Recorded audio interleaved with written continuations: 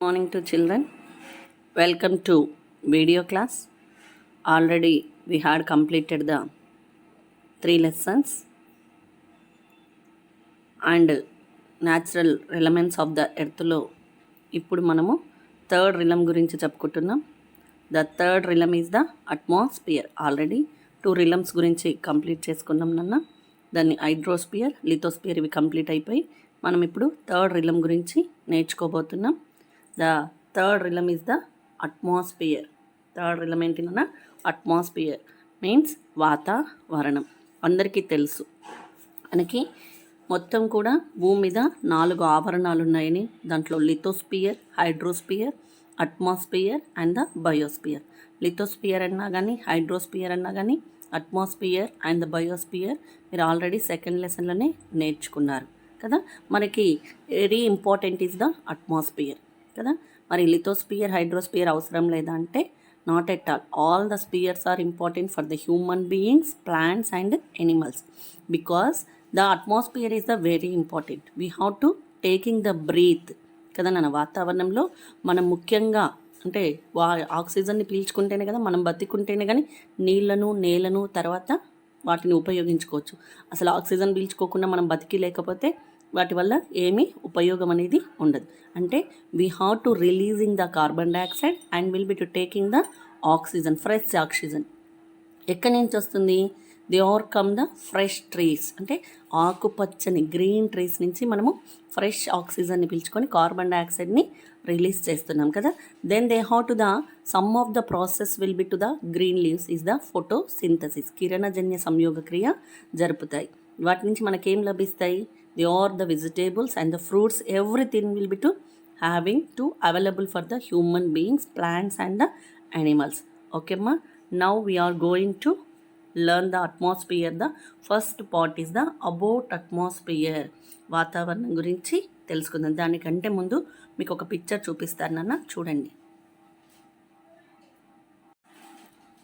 Okay children, see this picture. What you have to observe the picture. మీకు ఏం కనబడుతుంది? Black colour, blue colour, మరి లైట్గా ఉండేటువంటి బ్లూ కలర్తో పాటు డార్క్ బ్లూ కలర్ కూడా ఇక్కడ కనబడుతుంది కదా. మరి ఇది చూడండి. A picture of earth taken from about 320 kilometers above the earth the atmosphere is that the thin blue and between earth and the black colour of space. ఇక్కడ మనకి ఏమర్థమవుతుంది? ఈ పిక్చర్ అనేది మనకి 322 కిలోమీటర్ల పైనుంచినటువంటి తీసిన ఫోటో. ఇక్కడ నుంచి పైనుంచి అంటే ఇక్కడ ఆకాశం నుంచి 322 కిలోమీటర్ల ఎత్తు నుంచి తీసిన భూమి ఫోటో, ఎర్త్ ఫోటో. అదే చెప్పాడు. A picture of earth taken from about 320 kilometers above the earth. అంటే ఇది భూమి ఫోటో. ఎక్కడి నుంచి తీశాడు? 322 కిలోమీటర్ల ఎత్తు నుంచి తీసినటువంటి photo. That the atmosphere the thin blue band between earth and the black colour space. మరి మీకు ఇక్కడ ఏమర్థమవుతుంది? భూమికి నల్లగా ఉన్నటువంటి విశ్వానికి మధ్య ఉన్నటువంటి సన్నటి నీలం పట్టియే వాతావరణం. మీకు అట్మాస్ఫియర్ గురించిగా చెప్తున్నది. మరి వాతావరణం అంటే ఏంటంటే ఇక్కడ ఉన్నటువంటి బ్లాక్ స్పేస్కి భూమికి మధ్యలో ఉన్నటువంటి నీలం రంగు యొక్క పట్టినే మనము వాతావరణం అని పిలుస్తాము. నా అండర్స్టాండ్ మా. ఇదేమో భూమి ఫోటో, 322 కిలోమీటర్ల ఎత్తు నుంచి తీసినటువంటి భూమి ఫోటో. మరి ఇక్కడ బ్లూ కలర్లో ఉన్నటువంటి ఆ పట్టి ఏంటంటే ఇక్కడ బ్లాక్ కలర్లో ఉన్నటువంటి స్పేస్కి భూమికి మధ్య ఉన్నటువంటి నీలపు రంగు పట్టినే మనము అట్మాస్ఫియర్ అని పిలుస్తున్నాం. ఓకేమ్మా, now go to our lesson. Okay children, now we are go to the about atmosphere. వాతావరణం గురించి తెలుసుకుందాం. The atmosphere is a sea of gases surrounding the earth. భూమి చుట్టూ ఉన్నటువంటి వాయువుల సముద్రమే వాతావరణం. సీ గ్యాసెస్ అంటే వాయువులు. సీ గ్యాసెస్ అంటే సముద్రం చుట్టూ ఉన్నటువంటి వాయువుల మిశ్రమాన్ని మనం ఏమని పిలుస్తున్నాం నాన్న? Atmosphere.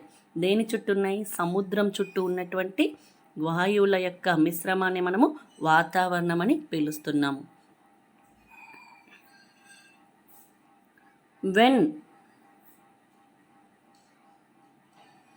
When we compare the size of earth, the atmosphere is a very thin blanket surrounding the earth. మనమందరం కూడా సముద్రంలో ఈదుతున్నాం, అంటే వాయువుల పరిమాణంలో ఈదుతున్న వాళ్ళమే కదా. ఆక్సిజన్, తర్వాత కార్బన్ డైఆక్సైడ్, మీథేన్, తర్వాత ఆర్గాన్, క్రిప్టాన్, నెక్స్ట్ నైట్రోజన్, ఇవన్నీ కూడా we how to will be swimming అంటూ ద గ్యాసెస్, అందరం కూడా ఈదుతున్నాం. మరి భూమి పరిమాణంతో పోలిస్తే ఎలా ఉంది అంటే వాతావరణం దాని చుట్టూ ఒక దుప్పటి మాదిరిగా ఉంది, ఒక పలుచని దుప్పటి మాదిరిగా ఉంది. అంటే వాతావరణం భూమి పరిమాణంతో పోలిస్తే we how to compare of the earth size, the atmosphere is the to seeing of very thin blanket surrounding the earth. భూమి పరిమాణంతో పోలిసినట్లయితే అట్మాస్ఫియర్ అనేది ఎలా ఉందంటే ఒక దుప్పటి, పల్లచటి దుప్పటి మాదిరిగా ఉంది. నెక్స్ట్ వన్ మా, the atmosphere is about 1000 kilometers thick. ఎంత ఉంది? దాదాపు వాతావరణం 1000 కిలోమీటర్ల మందం ఉంది. అంతే, 1000 కిలోమీటర్ల మందం మాత్రమే ఉంది. ఏది? అట్మాస్ఫియర్ అనేది. Next is the NASA, national aeronautic and space administration. National aeronautic and space administration అని దీనికి పేరు. అంటే దీన్ని మనం నాసా అని కూడా పిలుచుకుంటున్నాం. అంటే దీన్ని ఎలా పిలుస్తున్నాం అనేది మనం చెప్తే national aeronautic and space administration అని దీన్ని పిలుస్తున్నాం. నెక్స్ట్ వన్ చూడండి మా, being composed of gases. Being composed of gases, the atmosphere exhibits all the properties of gases. It compress and expand and it has no space. మరి ఇక్కడ national aeronautics ఏం చెప్తుంది అంటే that the composed of the gases the atmosphere exhibits all the properties of gases. వాతావరణంలో వాయువులు అనేవి చాలా ఉన్నాయి. It compress and expand, it has the no space. ఇవేం చేస్తుంటాయి? దీనికి ఆకారం అనేది ఉండదు. దీనికి వాతావరణంలో వాయువులు ఉండడం, తర్వాత వాయువులకి గుణం అనేది, తర్వాత ఆకారం అనేది ఉండదు. కానీ they are the expand, it has no space. ఇదేం చేస్తుంది? సంకోచిస్తుంది, వ్యాకోచిస్తుంది. ఒక ఫర్ ఎగ్జాంపుల్ మనం సైకిల్ ట్యూబ్ని తీసుకుంటే గాలి నింపితే ఏమవుతుంది? అది వాయువు అనేది దాంట్లోకి వెళ్ళి గాలి అనేది ఏమవుతుంది? ఆ టైర్ అనేది మామూలుగా మనకి మళ్ళీ పంచర్ అయినప్పుడు గాలి కొడతాం చూడండి, అట్లా అప్పుడు ఏమవుతుంది? అది గాలి నింపుకొని మళ్ళీ మనకి అందుబాటులోకి వస్తుంది. ఫర్ ఎగ్జాంపుల్ బెలూన్ తీసుకోండి. బెలూన్ ఖాళీగా ఉన్నప్పుడు చూడండి, మనం దాంట్లోకి మన నోటి ద్వారా గాలి నింపినప్పుడు ఏమవుతుంది? ఎక్స్పాండ్ అవుతుంది, అంటే వ్యాకోచం చెందుతుంది, లేకపోతే సంకోచం చెందుతుంది. They have to will be given to the there is the no space. అలా వ్యాకోచం సంకోచం చెందినప్పుడు అక్కడ షేప్ అనేది మారిపోతుంది. నెక్స్ట్ వన్ మా,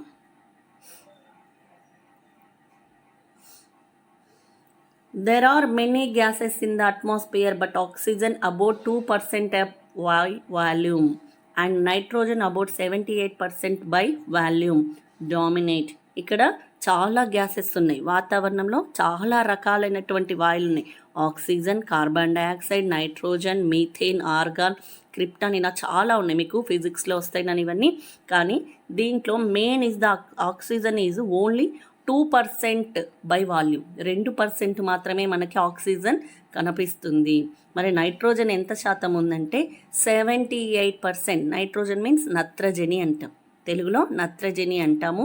కార్బన్ డైఆక్సైడ్నేమో బొగ్గు పులుసు వాయువు అంటాం, ఆక్సిజన్నేమో ప్రాణవాయువు అంటాం. మరి మనకు కావాల్సినటువంటి ఆక్సిజన్ ఎంత పర్సెంటేజ్ ఉంది అంటే ఓన్లీ 2% మాత్రమే మనకి కనిపిస్తుంది. మిగతాదంతా కూడా 78% నైట్రోజన్ మనకి డామినేట్ చేస్తుంది.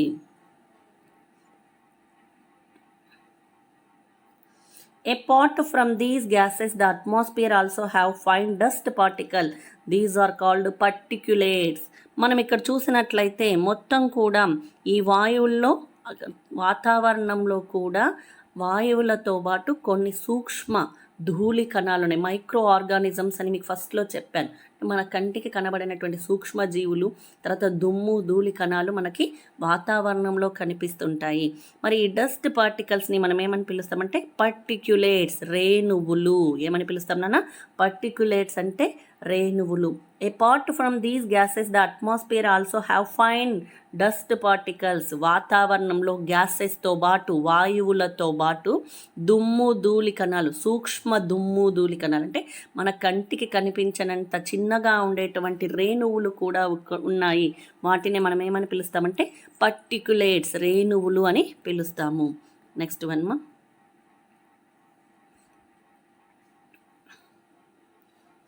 these particulates can change atmospheric conditions that may be beneficial to the life on the earth. మరి ఇక్కడ మీరు చూసినట్లయితే ఈ వాయువులు అనేక రకాలుగా మనకి ఉపయోగపడుతున్నాయి. Can change the atmospheric condition, these particulates can change the atmospheric condition, వాతావరణాన్ని మార్చేవి కూడా ఈ రేణువులే. That may be beneficial to the life on the earth, భూమి మీద జీవానికి అంటే మనం నివసించడానికి కావలసినటువంటి పరిస్థితులని ఈ రేణువులే కలుగజేస్తాయి. అంటే మనం భూమి మీద నివసించాలంటే శీతోష్ణ స్థితిని మారుతుండాలి. ఎప్పుడు ఎండాకాలం ఉన్నా కానీ మనం భరించలేం, ఎప్పుడు శీతాకాలం ఉన్నా భరించలేం, ఎప్పుడు వర్షాకాలం ఉన్నా మనం తట్టుకోలేం. కాబట్టి that the conditions of the atmosphere to changing as the particulates, ఈ రేణువులే భూమి మీద మన జీవనానికి ఎంతో హెల్ప్ చేస్తూ ఉన్నాయి. నెక్స్ట్ వన్ చూడండి మా,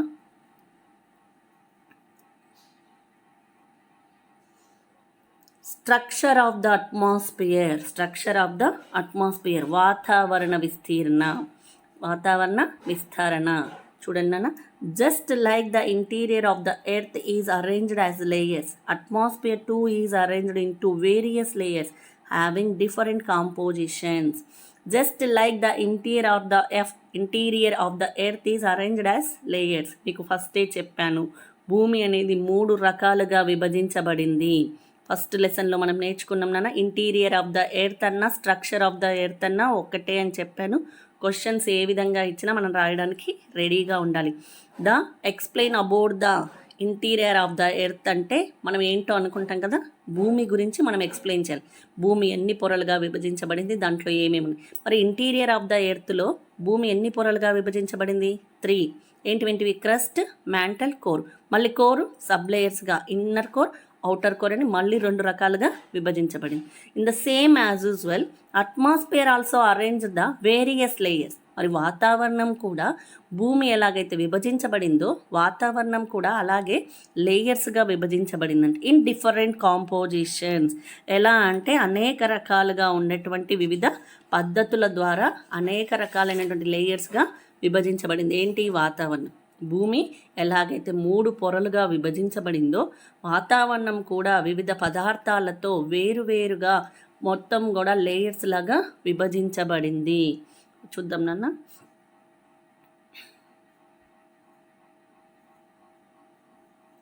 On the basis of chemical composition, the atmosphere is divided into broad layers.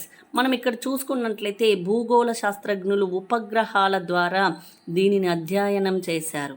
అంటే గాలి బెలూన్లు ఉపగ్రహాల ద్వారా శాస్త్రజ్ఞులు దీన్ని ఏం చేశారంటే అధ్యయనం చేసి వాతావరణంలో ఎన్ని పొరలు ఉన్నాయో కనుగొన్నారు. వాతావరణంలో ఉండే వివిధ పదార్థాల ఆధారంగా on the composition of the chemical the atmosphere అంటే వివిధ పదార్థాల ద్వారా కెమికల్ రియాక్షన్స్ ద్వారా శాస్త్రజ్ఞులు లేయర్స్గా అంటే అట్మాస్ఫియర్ని ప్రధానమైనటువంటి 2 లేయర్స్గా విభజించారు. They are the homosphere, heterosphere. ఆ 2 లేయర్స్ ఏంటి వినా? హోమోస్ఫియర్, హెట్రోస్ఫియర్.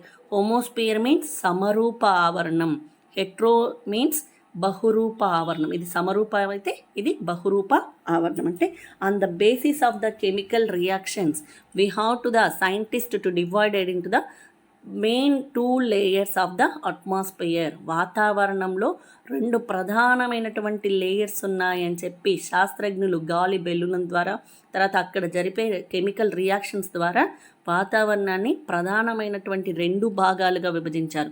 ఒకటి హోమోస్ఫియర్, రెండోది హెట్రోస్ఫియర్. హోమోస్ఫియర్ అంటే సమరూప ఆవరణం, హెట్రోస్ఫియర్ అంటే బహురూప ఆవరణం. Now we are go to the homosphere.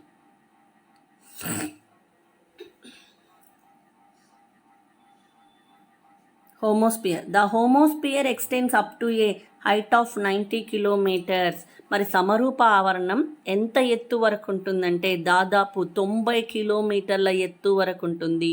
హోమోస్ఫియర్ extends up to a height of 90 kilometres.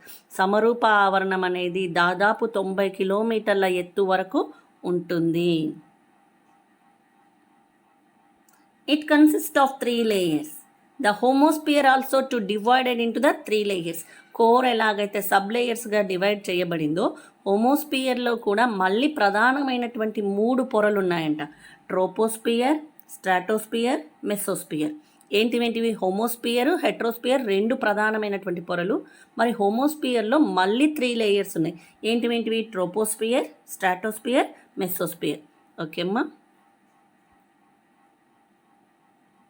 It is characterized by uniformly in the composition of gases like nitrogen, oxygen, argon, etc. అంతేకాదు ఈ పొరలో మనకి మెయిన్గా ఏం కనబడతాయి? Some gases we have to like to see in this layer of homosphere. హోమోస్పియర్లో మనం ప్రధానంగా ఈ 3 వాయువులని చూస్తాం. ఏంటేంటి? నైట్రోజన్, ఆక్సిజన్, ఆర్గాన్, తర్వాత carbon dioxide. They are will be the same ratio. అంతటా ఒకే రకమైనటువంటి నిష్పత్తి అనేది ఉంటుంది. ఎక్కడ? హోమోస్పియర్ లేయర్లో. ఓకేనమ్మా. Next. Okay children, now we are going to the heterosphere. ఏంటి నాన్న? ఇంకోటి ఏంటి? హెట్రోస్పియర్, బహురూప ఆవరణం. నెక్స్ట్ వన్ ఏంటన్నా? బహురూప ఆవరణం. The layer above 90 kilometres of the atmosphere is called the heterosphere. అంటే 90 కిలోమీటర్ల కంటే పైన ఉన్నటువంటి వాతావరణ పొరను ఏమని పిలుస్తామంటే హెట్రోస్పియర్. హోమోస్పియర్ ఏమో 90 కిలోమీటర్స్ హైట్లో ఉంటే హెట్రోస్పియర్ వచ్చేసేసి అంతకంటే ఎక్కువగా ఉన్నటువంటి లేయర్. కాబట్టి దీన్ని హెట్రోస్పియర్ అని పిలుస్తాము. It has a heterogeneous and composition and hence the name heterosphere. మరి ఈ పొరను ఎందుకన్నామంటే ఇక్కడ మామూలుగా దీనిలో యొక్క వాయువుల నిష్పత్తి, దీంట్లో ఉండేటువంటి వాయువుల నిష్పత్తి వేరువేరుగా ఉంటుంది కాబట్టి దీన్ని మనం హెట్రోస్పియర్ అంటాం. అక్కడ కార్బన్ డైఆక్సైడ్, నైట్రోజన్, ఆక్సిజన్, తర్వాత ఆర్గాన్ ఈ యొక్క వాయువుల రేషియో అనేది సేమ్గా ఉంటుంది. ఎక్కడ? హోమోస్పియర్లో. కానీ హెట్రోస్పియర్లో the ratio is different. But we have to call the composition of the name heterosphere. కాబట్టి దీనికి మనము హెట్రోస్పియర్ అని పెట్టుకున్నాము. నెక్స్ట్ వన్ మా. It has 2 layers called thermosphere and exosphere. మరి ఈ లేయర్ కూడా హెట్రోస్పియర్లో కూడా 2 లేయర్స్ ఉన్నాయంట. ఏంటివి? Thermosphere, exosphere. 2 లేయర్స్ ఏంటివేంటివి? Thermosphere and exosphere. బాగా వినండి అన్న. హోమోస్పియర్ అనేది ఒక లేయర్. హోమోస్పియర్ యొక్క హైట్ వచ్చేసేసి 90 కిలోమీటర్స్. హోమోస్పియర్లో 3 లేయర్స్ ఉన్నాయి. ఏంటివేంటివి? Troposphere, stratosphere, mesosphere. దానితో పాటు ఇంకా వాయువులు కూడా మనకు హోమోస్పియర్లో కనబడతాయి. ఏంటివేంటివి? Oxygen, nitrogen, argon, carbon dioxide యొక్క రేషియో మొత్తం కూడా ఒకే రకంగా ఉంటుంది. ఎక్కడ? హోమోస్పియర్ లేయర్లు. సెకండ్ వన్ వచ్చేసేసి హెట్రోస్పియర్. హెట్రోస్పియర్ అంటే ఏంటి? బహురూప ఆవరణం. అంటే 90 కిలోమీటర్ల పైన ఉండేటువంటి పొరని హెట్రోస్పియర్ అని అంటాము. దీంట్లో వాయువుల యొక్క నిష్పత్తి డిఫరెంట్గా ఉంటుంది. రేషియో అనేది డిఫరెంట్గా ఉంటుంది కాబట్టి దీనికి హెట్రోస్పియర్ అనే పేరు వచ్చింది. ఇది 2 రకాలుగా విభజించబడింది. హెట్రోస్పియర్ అనేది మళ్ళీ 2 సబ్ లేయర్స్గా విభజించబడింది. Thermosphere, exosphere. అంటే హోమోస్పియర్ ఏమో 3 లేయర్స్, హెట్రోస్పియర్స్ వచ్చేసేసి 2 లేయర్స్. హోమోస్పియర్లో ఉండేవేమో ట్రోపోస్పియర్, స్ట్రాటోస్పియర్, మెసోస్పియర్. మరి హెట్రోస్పియర్లో వచ్చేసేసి thermosphere and exosphere. Now going to troposphere. Now we are going to troposphere. The troposphere is the lower most of the layer of the atmosphere. ట్రోపోస్పియర్లో వాతావరణంలో అన్నిటికంటే కింద ఉన్నటువంటి పొర ఏదంటే ట్రోపోస్పియర్. అంటే మనం ఏం చెప్పుకోవచ్చు? ఆకాశం. మరి క్రస్ట్ అని మనం ఏదాన్ని అన్నాం? మనం ఎక్కడైతే నివసిస్తున్నటువంటి ఫస్ట్ పొర ఉందో దాన్ని క్రస్ట్ అని పిలిచాం. మనకు కనబడుతున్నటువంటి ఆకాశాన్ని మనం ఇక్కడ ఇమాజినేషన్ చేసుకోవచ్చు. అంటే ట్రోపోస్పియర్ అని ఇమాజిన్ చేసుకోవచ్చు. Its average height is 13 kilometres. దీని యొక్క ఎత్తు ఎంత ఉంటుందన్న? 13 kilometres. And can it be extends రఫ్లీ to height of 8 kilometres near the poles and about 18 kilometres at the equator. Its height, దీని యొక్క హైట్ వచ్చేసేసి 13 kilometres and can be extend రఫ్లీ to height of 8 kilometres near the pole. మీరు troposphere యొక్క height వచ్చేసేసి 13 కిలోమీటర్లు అయితే మరి ఇది హైట్ వచ్చేసేసి 8 కిలోమీటర్స్ ఏమో పోల్స్ దగ్గర, తర్వాత 18 కిలోమీటర్లు ఏమో ఈక్వేటర్ వరకు విస్తరించి ఉంటుంది. అంటే ధృవాల వద్ద 8 కిలోమీటర్ల ఎత్తు వరకు, భూమధ్య రేఖ వద్ద 18 కిలోమీటర్ల వరకు ఇది విస్తరించి ఉంటుంది. దీని యొక్క సరాసరి ఎత్తు వచ్చేసేసి 13 కిలోమీటర్లు. నెక్స్ట్ వన్ చూడండి మా. The entire weather phenomenon happens in the sphere. వాతావరణంలో అనేక రకాలైనటువంటి అంశాలు, వెదర్ ఫినామిన్ అంటే రకరకాలైనటువంటి వాతావరణ పరిస్థితులు ఎక్కడ సంభవిస్తాయంటే ట్రోపోస్పియర్లోనే సంభవిస్తాయి. The temperature in this layer decrease as we go higher which is called as the normal lapse rate. మరి వాతావరణంలో పైకి వెళ్ళే కొద్దీ, ఈ పొరలో పైకి వెళ్ళే కొద్దీ ఉష్ణోగ్రత ఏమవుతుందంటే తగ్గుతూ ఉంటుంది. The temperature in this layer decrease అంటే తగ్గడం. The temperature in this layer, ఈ లేయర్లో మనం పైకి వెళ్ళే కొద్దీ టెంపరేచర్ ఏమవుతుంది, తగ్గుతూ ఉంటుంది. దీన్ని ఏమని పిలుస్తామంటే ల్యాప్స్ రేట్, సాధారణ క్షీణత క్రమం. అంటే తగ్గుతుంటూ ఉంటుంది, అంటే కొంచెం కొంచెం తగ్గుకుంటూ వస్తుంది కదా, దాన్నే ల్యాప్స్ రేట్ అని పిలుస్తాము. నెక్స్ట్ వన్ చూడండి మా. Condensation, evaporation, precipitation, rainfall, cyclone etcetera acquire in this layer. మరి మనం చెప్పుకున్నటువంటి ఎవాపరేషన్ ఎక్కడ ఉంది, మనకి హైడ్రోస్పియర్లో ఉన్నాయి కదా నాన్న. ఎవాపరేషన్ కానీ, కండెన్సేషన్ కానీ, ప్రిసిపిటేషన్ కానీ, రెయిన్ఫాల్ కానీ, సైక్లోన్స్ ఇవన్నీ కూడా ఎక్కడ జరుగుతాయంటే ఈ లేయర్లోనే జరుగుతాయి. అంటే మామూలుగా ఎవాపరేషన్ నీరు ఆవిరిగా మారి ద్రవీభవనం చెంది వర్ష రూపంలో కిందికి రావడం, తుఫాన్లు ఇవన్నీ కూడా ఏ లేయర్లో జరుగుతాయంటే ట్రోపోస్పియర్ లేయర్లోనే జరుగుతాయి. Next we are going to the stratosphere. Stratosphere, this layer extend up to a height of 50 kilometres. ఈ లేయర్ యొక్క ఎత్తు ఎంతవరకు ఉంటుంది, 50 కిలోమీటర్ల ఎత్తు వరకు ఉంటుంది. This layer is almost free from clouds and associated weather phenomenon. ఇక్కడ క్లౌడ్స్ అనేవి ఉండవు, ఈ పొరలో క్లౌడ్స్ అనేవి ఉండవు. This layer is almost free from clouds, ఎటువంటి మబ్బులు అనేవి మనకు స్ట్రాటోస్పియర్లో కనబడవు. Making condition most ideal for flying jet crafts. ఇక్కడ మబ్బులు ఉండవు కాబట్టి ఏముండవు, తుఫాన్లు, వర్షాలు అనేవి ఉండవు. మరి తుఫాన్లు, వర్షపాతము, తర్వాత ప్రిసిపిటేషన్, కండెన్సేషన్ ఏ లేయర్లో జరుగుతుంది, ట్రోపోస్పియర్లో జరుగుతుంది. స్ట్రాటోస్పియర్లో అంటే మబ్బులు ఉంటేనే కదా వర్షం పడేది, మబ్బులు ఉంటేనే కదా తుఫాన్లు వచ్చాయి. మరి ఆ మబ్బులే లేకపోతే వర్షం కానీ తుఫాన్లు కానీ రెండో లేయర్లో ఉన్నటువంటి స్ట్రాటోస్పియర్లో మబ్బులు ఉండవు, తుఫాను హెచ్చరిక ఉండదు, వర్షం అనేది ఉండదు. కాబట్టి దీనివల్ల ఏం జరుగుతుంది, ideal for flying jet crafts. దీంట్లో మనకి విమానాలు ఎగరడానికి ఈ పొర చాలా అనువుగా ఉంటుంది. అంటే విమానాలు అక్కడ మనకి ఫ్లై అవుతుంటాయి, ఎక్కడ, స్ట్రాటోస్పియర్లో.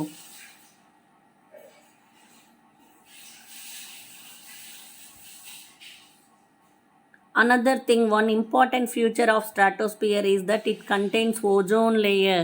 ఇంకొక విషయం ఏంటంటే స్ట్రాటో ఆవరణంలో ముఖ్యమైనటువంటి ఒక పొర ఉంది, అదే ఓజోన్ లేయర్. ఏ పొరనా, ఓజోన్ లేయర్. సూర్యుని నుంచి వచ్చేటువంటి కిరణాల యొక్క వేడిని గ్రహించి తక్కువ వేడిని కిందికి పంపించేటువంటి లేయర్ ఓజోన్ లేయర్ ఎక్కడుంటుందంటే స్ట్రాటోస్పియర్లో ఉంటుంది. ఎక్కడుంటుందన్నా, స్ట్రాటోస్పియర్లో ఉంటుంది. The temperature increasing as there is increasing altitude.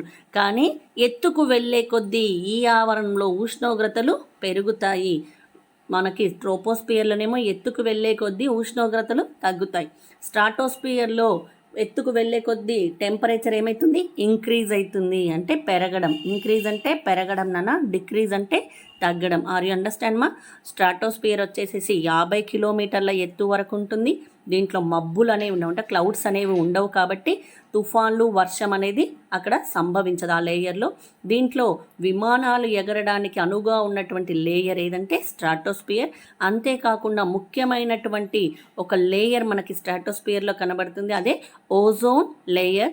దీంట్లో ఎత్తుకు వెళ్ళే కొద్ది, అంటే we have to go to the high places of altitude, the temperatures are increase. పైకి వెళ్ళే కొద్దీ ఉష్ణోగ్రతలు పెరుగుతాయి. This is the stratosphere.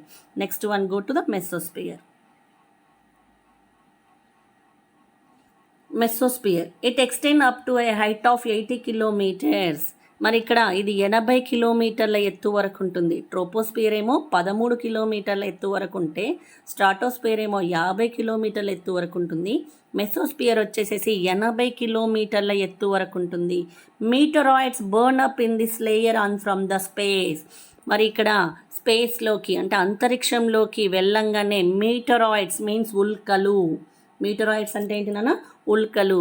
మీటరాయిడ్స్ burn up in this layer and from the space. అంతరిక్షంలోకి ఉల్కలు వెళ్ళంగానే ఏమైతే అంటే కాలిపోతాయి. బికాస్ ద స్ట్రాటోస్పియర్ అంటే పైకి వెళ్ళే కొద్దీ, స్ట్రాటోస్పియర్ నుంచి పైకి వెళ్ళే కొద్దీ ఉష్ణోగ్రతలు ఏమైతాయి? పెరుగుతాయి. అంటే స్పేస్లో తట్టుకోలేనంత వేడి ఉంటుంది. కాబట్టి ఉల్కలు అనేవి స్పేస్లోకి అంటే అంతరిక్షంలోకి వెళ్ళంగానే కాలి మాడి మసైపోతాయి. నెక్స్ట్ వన్ మా, temperature start decreasing with the increasing altitude. మరి ఇక్కడ టెంపరేచర్ ఎత్తు పెరిగే కొద్దీ ఈ ఆవరణంలో ఉష్ణోగ్రతలు తగ్గుతాయి. ఎందుకు? ఎత్తుకు వెళ్ళే కొద్దీ మళ్ళీ ఉష్ణోగ్రతలు ఏమైతాయి అంటే డిక్రీజ్ అవ్వుకుంటూ వస్తాయి. నెక్స్ట్ మా, థర్మోస్పియర్. చెప్పాను కదా నాన్న, మనకి హోమోస్పియర్లో 3 లేయర్స్ ఉంటాయని చెప్పాను. Troposphere, stratosphere, mesosphere. మరి ట్రోపోస్పియర్ వచ్చేసేసి లాస్ట్లో ఉండేటువంటి లేయర్. హోమోస్పియర్ని 3 రకాలుగా విభజించాము. దాంట్లో 3 లేయర్స్ ఉంటాయని చెప్పాము. ట్రోపోస్పియర్ ఒకటి, ట్రోపోస్పియర్, స్ట్రాటోస్పియర్, మెసోస్పియర్. మరి ట్రోపోస్పియర్ వచ్చేసేసి వాతావరణంలో అన్నిటికంటే లాస్ట్గా ఉన్నటువంటి లేయర్ని ట్రోపోస్పియర్ అంటాము. ఇది పోల్స్ వద్ద 8 కిలోమీటర్ల వరకు, ఈక్వేటర్ వద్ద 18 కిలోమీటర్ల వరకు విస్తరించి ఉంటుంది. అంతేకాకుండా దీని సరాసరి హైట్ వచ్చేసేసి 13 కిలోమీటర్లు. దాదాపుగా ధూళి కణాలు అంటే డస్ట్ పార్టికల్స్, తర్వాత హ్యూమిడిటీ పర్సెంటేజ్ ఎక్కువగా ఎక్కడుంటుంది అంటే ట్రోపోస్పియర్లోనే ఉంటుంది. వెదర్ ఫినామిన్స్ అనేవి మొత్తం కూడా ఎక్కడ జరుగుతాయంటే కండిషన్స్, వెదర్ మారడం కూడా, అంటే ఒకరోజు చల్లగా ఉండడం, ఒకరోజు ఎండగా ఉండడం, ఒకరోజు వర్షం పడడం, ఇలాంటివన్నీ ఎక్కడ సంభవిస్తాయంటే మనకు ట్రోపోస్పియర్లోనే సంభవిస్తాయి. అంతేకాకుండా పైకి వెళ్ళే కొద్దీ ఉష్ణోగ్రత అనేది తగ్గుతూ ఉంటుంది. అంతేకాకుండా ఎవాపరేషన్ కానీ, కండెన్సేషన్ కానీ, ప్రిసిపిటేషన్ కానీ, రెయిన్ఫాల్, తుఫాన్, సైక్లోన్స్ ఇవన్నీ కూడా ఎక్కడ జరుగుతాయంటే ట్రోపోస్పియర్ లేయర్లో జరుగుతాయి. అంటే హోమోస్పియర్ని 3 రకాలుగా విభజిస్తే ట్రోపోస్పియర్లోని అన్ని రకాలైనటువంటి రియాక్షన్స్ అనేవి జరుగుతాయి. Next is the stratosphere. Stratosphere వచ్చేసేసి 50 కిలోమీటర్ల ఎత్తు వరకు ఉంటుంది. ఈ పొరలో అంటే స్ట్రాటోస్పియర్లో there is the no from free clouds. మబ్బులు అనేవి ఉండవు కాబట్టి వర్షపాతం, తుఫాన్లు అనేవి కూడా ఈ లేయర్లో సంభవించవు. మరి ఏం జరుగుతుంది స్ట్రాటోస్పియర్లు అంటే ఎయిర్ క్రాఫ్ట్స్ అంటే ఏరోప్లేన్స్ ఎగరడానికి అనుకూలంగా ఉండేటువంటి లేయర్ ఏదంటే స్ట్రాటోస్పియర్. అంతేకాకుండా one important layer is there in the stratosphere, that is the ozone layer.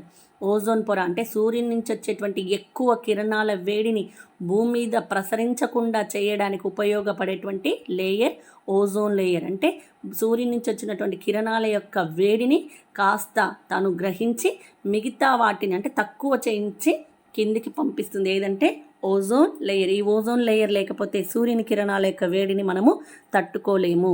Next is the mesosphere. ఇది 80 కిలోమీటర్ల ఎత్తు వరకు ఉంటుంది.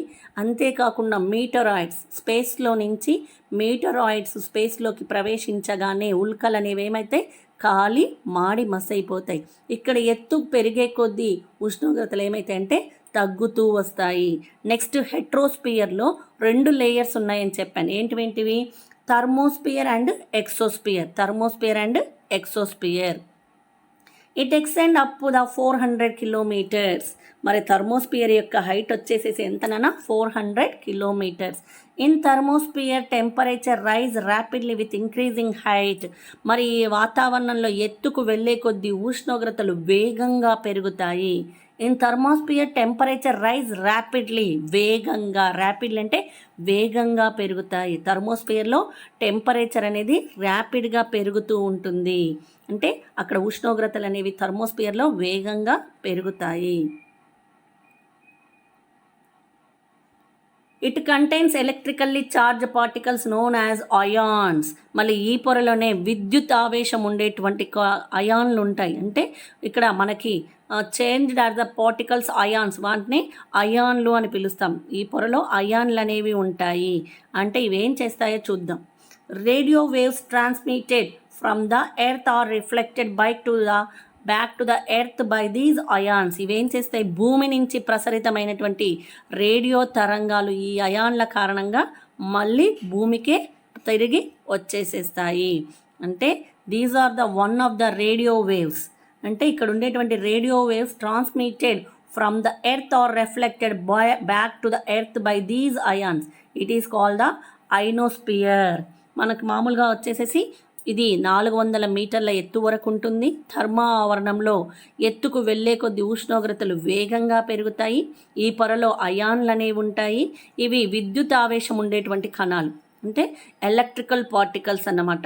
ఇవి భూమి నుంచి ప్రసరితమైనటువంటి రేడియో వేవ్స్, అంటే రేడియో తరంగాలు ఏవైతే ఉన్నాయో ఈ అయాన్ల కారణంగానే, అంటే థర్మోస్పియర్లో ఉండేటువంటి అయాన్ల కారణంగానే తిరిగి మళ్ళీ ఎక్కడికి వస్తాయి, రిఫ్లెక్ట్ అయ్యి మళ్ళీ భూమి మీదకే వస్తాయి. కాబట్టి ఈ పొరను మనము ఐనో ఆవరణం అని కూడా పిలవచ్చు. థర్మోస్పియర్కి ఇంకొక పేరేంటినా ఐనో ఆవరణం. ఎందుకు ఐనో అని పిలుస్తున్నామంటే ఈ పొరలో అయాన్లు అనేవి ఉంటాయి.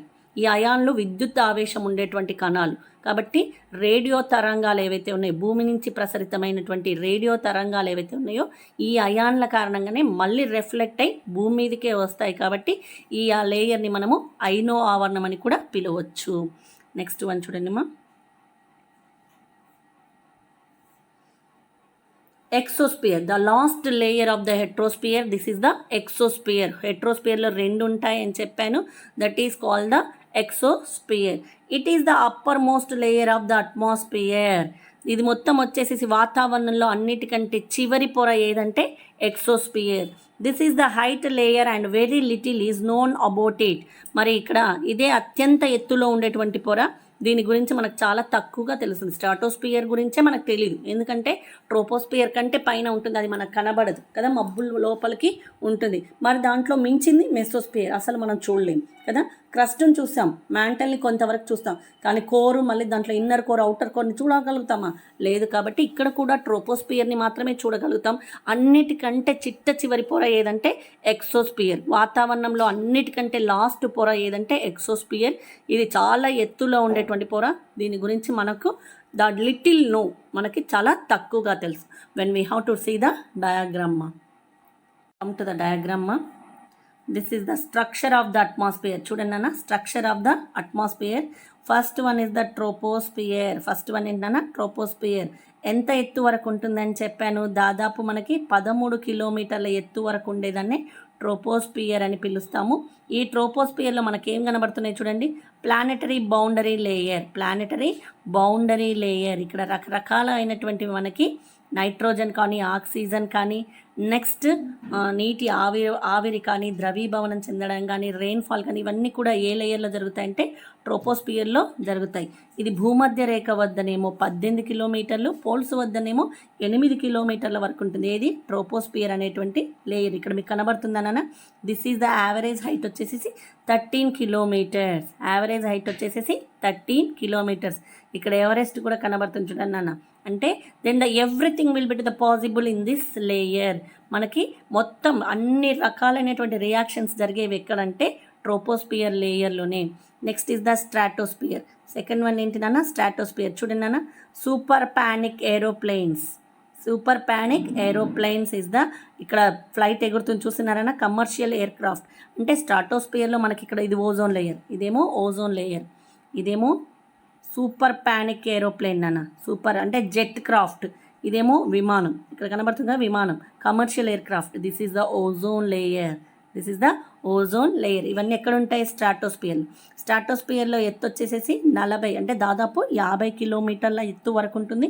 ఇక్కడ ఉష్ణోగ్రతలు అనేవి పెరుగుతాయి. స్ట్రాటోస్పియర్లో ఉష్ణోగ్రతలు పైకి వెళ్ళే కొద్ది ఏమైతే పెరుగుతాయి. దీంట్లో ఓజోన్ లేయర్ ఉంటుంది. అంతేకాకుండా విమానాలు, తర్వాత జెట్ క్రాఫ్ట్స్ అనేవి ఇక్కడ ఎగురుతూ ఉంటాయి. అంతేకాకుండా ఇక్కడ మబ్బులు అనేవి ఉండవు. తర్వాత తుఫాన్లు, వర్షపాతం అనేది ఇక్కడ సంభవించదు. Next one is the mesosphere. Third one ఏంటినా, మెసోస్పియర్. ఇది వచ్చేసేసి 80 కిలోమీటర్ల ఎత్తు వరకు ఉంటుంది. చూడండి అన్న, మీటరాయిడ్స్ అంటే ఉల్కలు. ఇదిగో ఈ ఉల్క ఇలా స్పేస్లోకి రాగానే ఏమవుతుంది, కాలిపోతుంది. మరి మెసోస్పియర్లో పైకి వెళ్ళే కొద్దీ ఉష్ణోగ్రతలు ఏమైతాయంటే పెరుగుతూ తగ్గుతూ ఉంటాయి. అంటే ఎత్తు పెరిగే కొద్దీ ఈ ఆవరణంలో ఉష్ణోగ్రతలు ఏమైతాయంటే తగ్గుతూ ఉంటాయి, పెరుగుతూ ఉంటాయి. Next layer is the heterosphere. హెట్రోస్పియర్లో ఉండేటువంటి లేయర్ ఏది, థర్మోస్పియర్. ఇది దాదాపు 400 కిలోమీటర్ల వరకు ఉంటుంది. శాటిలైట్స్ కానీ స్పేస్ క్రాఫ్ట్స్ కానీ ఎక్కడ ఉంటాయి మనకి థర్మోస్పియర్లోనే కనబడతాయి. దీంట్లో అయాన్లు కూడా ఉంటాయని చెప్పాను. దీన్ని ఐనోస్పియర్ అని కూడా పిలుస్తాము. Last is the exosphere. Last one ఏదైనా ఎక్సోస్పియర్. ఇది వచ్చేసి 1000 కిలోమీటర్ల ఎత్తు వరకే ఉండొచ్చు దాదాపు. విట్ హ్యావ్ టు ఇమాజిన్, మనం ఇమాజిన్ చేసుకుంటే దాదాపు ఎక్సోస్పియర్ అనేది 1000 కిలోమీటర్ల ఎత్తు వరకు ఉంటుంది. లాస్ట్ చివరి పొర అంటే వాతావరణాన్ని మనం 2 ప్రధానమైనటువంటి లేయర్స్గా విభజించాం, హోమోస్పియర్, హెట్రోస్పియర్. మళ్ళీ హోమోస్పియర్ని ప్రధానమైనటువంటి సబ్ లేయర్స్గా విభజించాం. దాంట్లో ట్రోపోస్పియర్ ఒకటి, స్ట్రాటోస్పియర్ ఒకటి, మెసోస్పియర్ ఒకటి. మళ్ళీ హెట్రోస్పియర్ని 2 ప్రధానమైనటువంటి సబ్ లేయర్స్గా విభజించాం, థర్మోస్పియర్ ఒకటి, ఎక్సోస్పియర్. ట్రోపోస్పియర్ చెప్పాను 13 కిలోమీటర్ల ఎత్తు వరకు ఉంటుంది. భూమధ్య రేఖ వద్దనేమో 18 కిలోమీటర్ల వరకు, పోల్స్ వద్దనేమో 8 కిలోమీటర్ల వరకు విస్తరించి ఉంటుంది. ఇక్కడ అనేక రకాలైనటువంటి వెదర్ ఫినామ్స్ అనేవి రియాక్షన్స్ అన్నీ కూడా ట్రోపోస్పియర్లోనే జరుగుతాయి. అంటే వాతావరణం మారడం కానీ, వర్షం రావడం కానీ, ఎండ కాయడం కానీ, ఇవన్నీ కూడా ఈ రియాక్షన్స్ అన్నీ కూడా ట్రోపోస్పియర్లోనే జరుగుతాయి. ఈ పొరలో పైకి వెళ్ళే కొద్దీ ఉష్ణోగ్రత తగ్గుతూ ఉంటుంది. తర్వాత నీటి ఆవిరి కానీ, ద్రవీభవనం చెందడం కానీ, క్లౌడ్స్ ఏర్పడడం కానీ, వర్షం రావడం కానీ, తుఫాన్లు రావడం కానీ, ఇవన్నీ కూడా ఎక్కడ సంభవిస్తాయంటే ట్రోపోస్పియర్లోనే సంభవిస్తాయి. Next is the stratosphere. Stratosphere పొర వచ్చేసి 50 కిలోమీటర్ల ఎత్తు వరకు ఉంటుంది. ఈ పొరలో మబ్బులు అనేవి ఉండవు, వర్షపాతం తుఫాన్లు అనేవి ఉండవు. మబ్బులు ఉంటేనే వర్షపాతం తుఫాన్లు అనేవి సంభవిస్తాయి. స్ట్రాటోస్పియర్లో జెట్ విమానాలు ఎగరడానికి అనుకూలంగా ఉండేటువంటి పొర ఏదంటే మనకి స్ట్రాటోస్పియర్. స్ట్రాటోస్పియర్లో ముఖ్యమైనటువంటి లేయర్ ఉంది, అదే ఓజోన్ లేయర్. ఈ పొరలో ఎత్తుకు వెళ్ళే కొద్దీ ఉష్ణోగ్రతలు ఏమైతాయంటే పెరుగుతాయి. Next is the mesosphere. మిసో ఆవరణం. ఇది 80 కిలోమీటర్ల ఎత్తు వరకు ఉంటుంది. స్పేస్లోకి మీటరాయిడ్స్ వెళ్ళంగానే, అంటే ఉల్కలు విశ్వంలోకి ప్రవేశించగానే అవేమైతే కాలిపోతాయి. ఎత్తు పెరిగే కొద్దీ, ఈ ఆవరణంలో ఎత్తు పెరిగే కొద్దీ ఉష్ణోగ్రతలు ఏమైతే అంటే తగ్గుతాయి. ఇవన్నీ కూడా హోమోస్పియర్ లేయర్స్. అంటే ట్రోపోస్పియర్ కానీ, స్ట్రాటోస్పియర్ కానీ, మెసోస్పియర్ కానీ ఏ లేయర్స్కి సంబంధించినవి? హోమోస్పియర్. మరి హెట్రోస్పియర్కి సంబంధించినటువంటి లేయర్స్ 2 థర్మోస్పియర్, ఎక్సోస్పియర్. థర్మోస్పియర్ వచ్చేసి 400 కిలోమీటర్ల ఎత్తులో ఉంటుంది. దీంట్లో ఉష్ణోగ్రతలు అనేవి వేగంగా పెరుగుతాయి. Then we have to having to the ion. విద్యుత్ ఆవేశం కలిగినటువంటి అయాన్లు అనేవి ఈ లేయర్లో మనకు కనబడతాయి. భూమి నుంచి ప్రసరితమైనటువంటి రేడియో తరంగాలు ఈ అయాన్ల కారణంగానే తిరిగి మళ్ళీ రిఫ్లెక్ట్ అయి భూమి మీదకే వస్తాయి. కాబట్టి థర్మోస్పియర్ని ఐనోస్పియర్ అని కూడా పిలుస్తాం. Last sphere in the heterosphere. మరి హెట్రోస్పియర్లో లాస్ట్ స్పియర్ ఎక్సోస్పియర్. లాస్ట్ చివరిలో ఉండేదే ఎక్సోస్పియర్. ఇది చాలా ఎత్తులో ఉండేటువంటి పొర కాబట్టి లిటిల్ అబౌట్ వి నో, దీని గురించి చాలా తక్కువగా తెలుస్తుంది మనకి. ఓకే అమ్మా.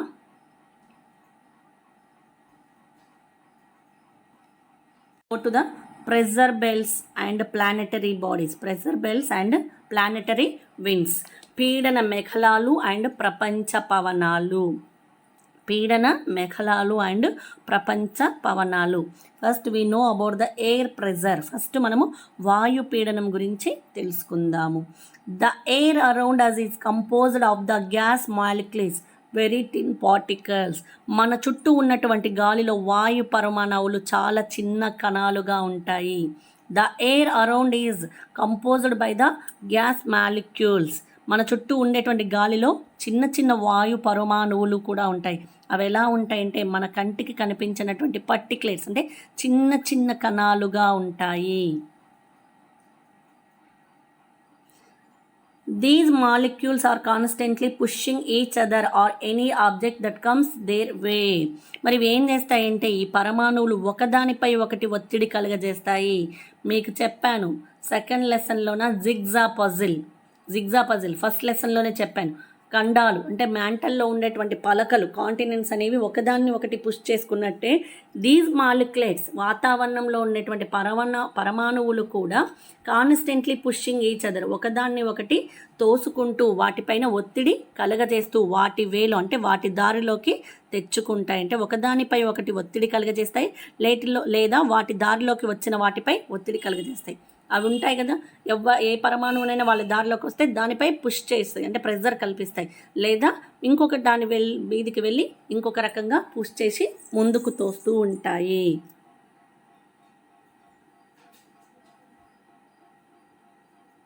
These push affect them extract. Together of any object is described of air pressure. దీన్నే మనం ఏమని పిలుస్తామంటే ఏ వస్తువు పైన అయినా ఒత్తిడి చూపేటువంటి ప్రభావాన్ని మనం ఎయిర్ ప్రెజర్ అంటాం. ఒక వస్తువు పైన మనం ప్రెజర్ చూపే బెలూన్ ఉంది, బెలూన్లో గాలి నింపాము, దాన్ని బలంగా 2 చేతులతో పట్టి ప్రెస్ చేసినట్టయితే ఏమవుతుంది, అది పగిలిపోతుంది. అంటే గాలి మొత్తం కూడా బయటికి వస్తుంది. దాన్ని మనం ఏమని పిలుస్తామంటే ఎయిర్ ప్రెజర్. ఏమని పిలుస్తాం నాన్న? వాయు పీడనం అని పిలుస్తాము. నెక్స్ట్ వన్ మా,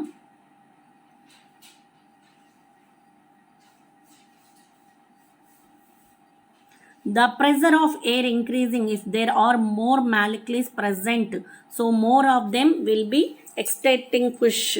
మరి పరమాణువుల యొక్క వేగం అంటే the pressure of air increasing, పరమాణువులు ఎక్కువగా ఉంటే ఎయిర్ ఏమవుతుంది, ఇంక్రీజ్ అవుతుంది.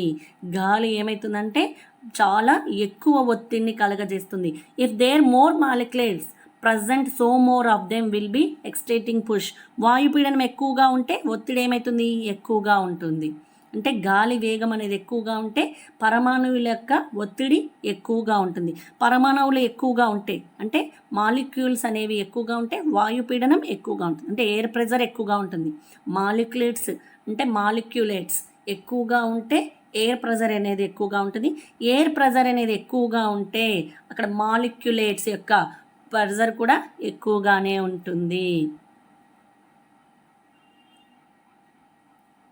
If it gets hot, the air pressure becomes low and when it becomes cool, air pressure increasing.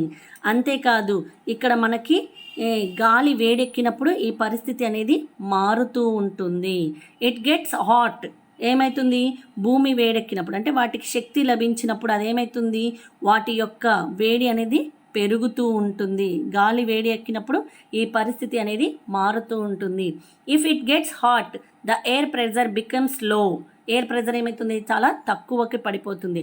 And it becomes cool, ఇది చాలా కూల్ అయ్యిందనుకో ఎయిర్ ప్రెజర్ ఏమవుతుంది, increasing అవుతుంది. ఒక్కటే తెలుసుకోండి అన్న, ఇఫ్ ఇట్ గెట్స్ హాట్ ఎక్కువగా హాట్గా ఉంటే వాయుపీడనం అనేది తక్కువ అవుతుంది.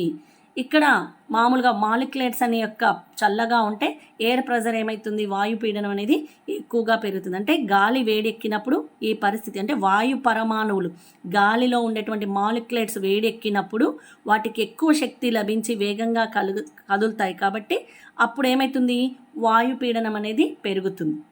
వాయుపీడనం అనేది పెరుగుతుంది. మరి అవి చల్లబడినప్పుడు ఎయిర్ ప్రెజర్ అనేది పెరుగుతుంది. మరి అవి హాట్గా ఉన్నప్పుడు ఎయిర్ ప్రెజర్ అనేది తగ్గుతుంది.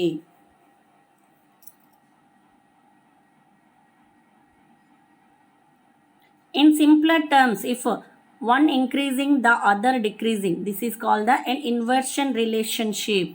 దీన్నే మనం ఏమని పిలుస్తామంటే వాటి శక్తి ఒక దగ్గర పెరుగుతూ ఒక దగ్గర తగ్గుతూ ఉంటే, అంటే వేడెక్కినటువంటి గాలి పైకి వెళ్ళే కొద్దీ ఏమవుతుంది, పొందినటువంటి శక్తిని వేడి రూపంలో కలగజేస్తుంది కదా, వేడి రూపంలో మనకి కలగజేస్తుంది.